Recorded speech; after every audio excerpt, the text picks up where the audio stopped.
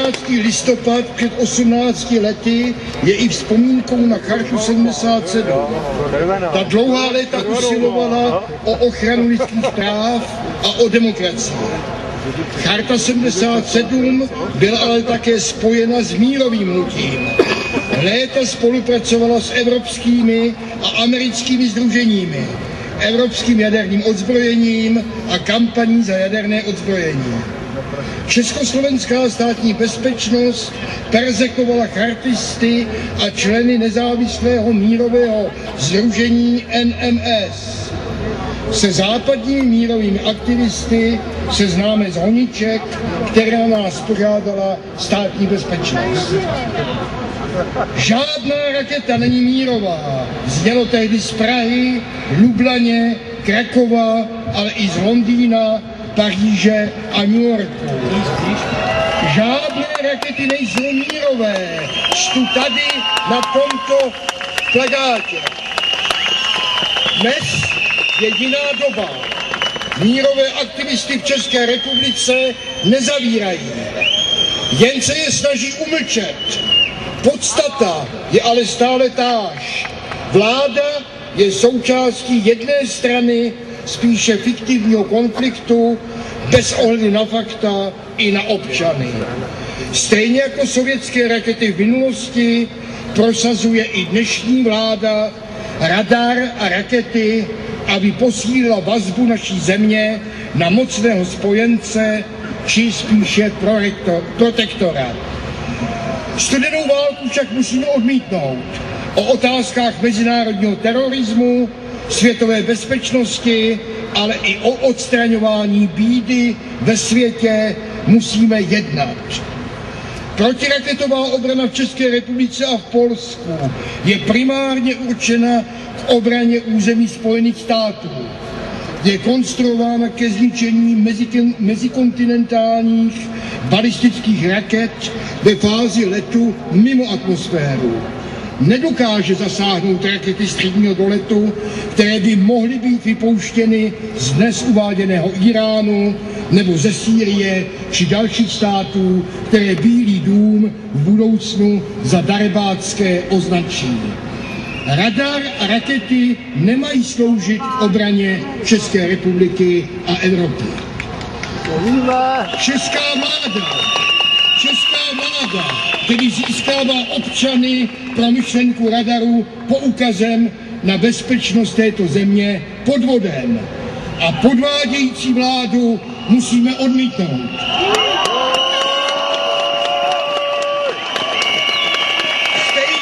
Stejně jako si Spojené státy zaslouží jinou vládu než Bushovu, i čeští občané mají nárok na demokratičtější politiku, než je studenoválečnická propaganda Topolánka a Vondry. Je to jeden z důvodů, proč by tato vláda měla odejít. Děkuji.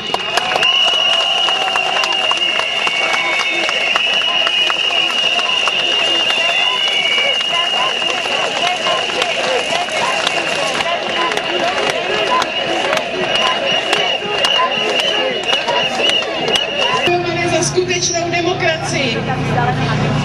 Z Národní třídy se potom vydáme k vládě, abychom jim ještě jednou nahlas řekli náš vzkaz demisi.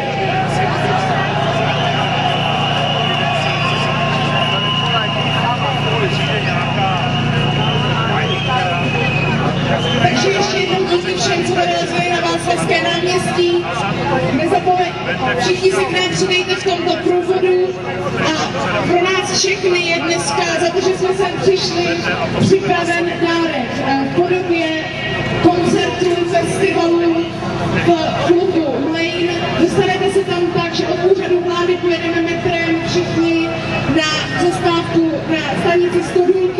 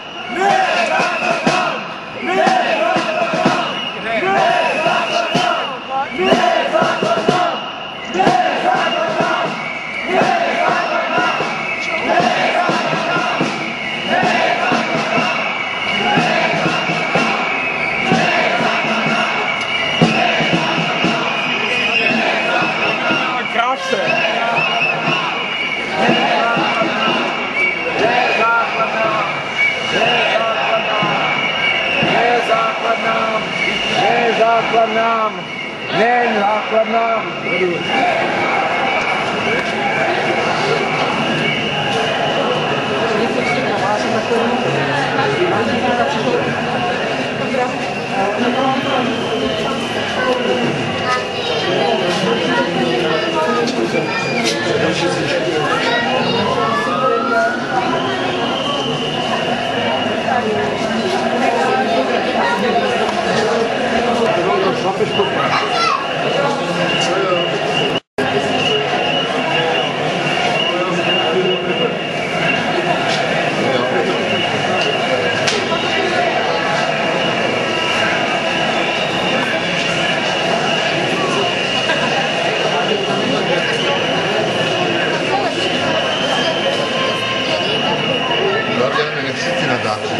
Rozumíš tomu asi jako koza Petře?